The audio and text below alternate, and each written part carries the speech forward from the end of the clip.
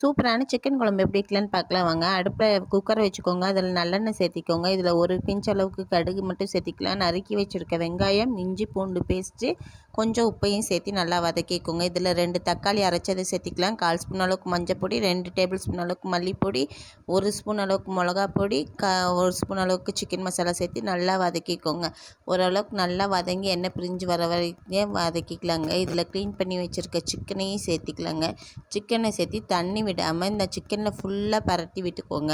நல்லா ஓரளவுக்கு எல்லாம் பரட்டினதுக்கப்புறம் நான் ஒரு மிக்ஸி ஜாரில் 1/4 மூடி அளவுக்கு தேங்காய், 4 வரமிளகா, 1/2 ஸ்பூன் அளவுக்கு கசகசா, 1/2 ஸ்பூன் அளவுக்கு சோம்பு, ஒரு பட்டை, 2 லவங்கம் சேர்த்து நைஸாக அரைச்சிக்கலாங்க. அரைச்ச பேஸ்ட்டை இந்த சிக்கனில் ஊற்றி நல்லா மிக்ஸ் பண்ணிக்கோங்க. தேவையான அளவுக்கு தண்ணி, தேவையான அளவுக்கு உப்பு செக் பண்ணிவிட்டு விசில் போட்டு 2 விசில் விட்டு இறக்கிக்கலாம்.